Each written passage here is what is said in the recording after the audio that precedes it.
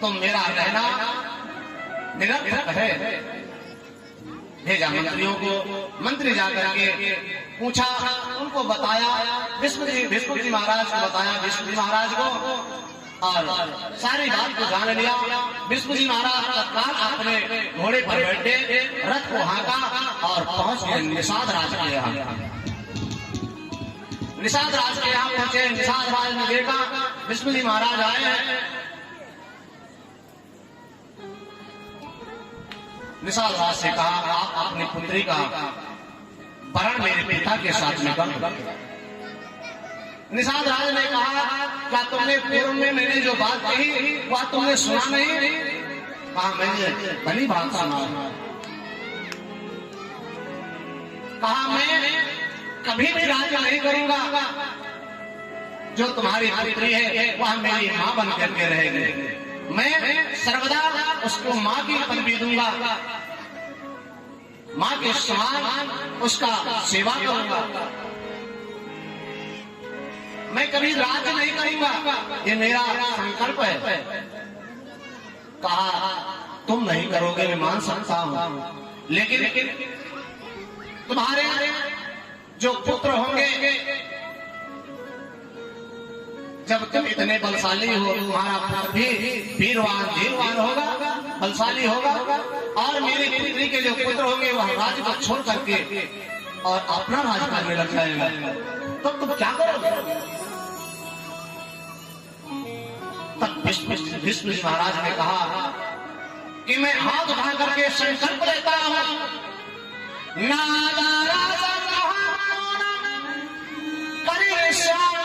सर्वदा सत्यम में वज्रांता माया शिष्यामृतम कृतम। मैं हाथ उठा करके आसमान की तरफ सूर्य को संकल्प लेता हूं कि आज के बाद मैं शादी नहीं करूंगा, मैं स्त्री संग्रह नहीं करूंगा, मैं संकल्प लेता हूं, और जब तक रहूंगा तब तक तुम्हारे पुत्री से होने वाले जो पुत्र होंगे मैं उनकी रक्षा करता रहूंगा, उस सिंहासन की रक्षा करता रहूंगा। ये मैं संकल्प, विष्णु का संकल्प है। ऐसा संकल्प लिया, तीनों लोग खेल गए महाराज। तब से गांगेय पुत्र का नाम भीष्म पड़ गया, जो भीष्म विश्वविद्यालय भीष्म विश्वविद्यालय के कारण इनका नाम भीष्म पड़ गया। और निषाद राजकन्या सत्यवती के साथ में शांतनु का विवाह हो गया। विवाह हो गया, वही आपने पीछे सुना ही। इनके दो संतान हुए, चित्रांगद और विचित्रवीर। संतान नहीं हुआ, तब वही आगे चल करके नीचे धृतराष्ट्र और पांडु का जन्म हुआ।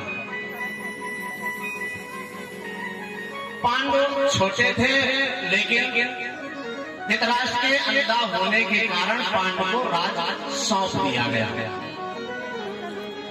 पांडु को राज सौंप दिया गया। पांडु राज आने के पश्चात इनका दोनों का विवाह हो गया। दोनों लोगों का विवाह हो गया।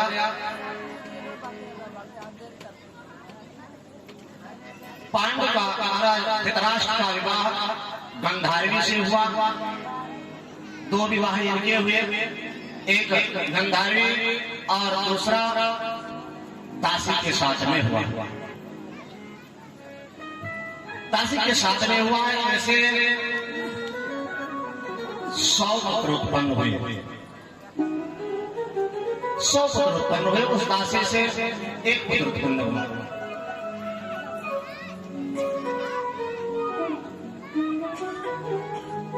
इनका जो विवाह हो गया गंधारिणी का, तो अपने पति को अंधा देख करके इन्होंने भी अपने आप में पट्टी बांध ली कि मैं जब मेरे पति नहीं देखते हैं संसार को, तो मैं भी आज से संसार को नहीं देखती। इसलिए इन्होंने आग में पट्टी बांध ली। विवाह हो गया।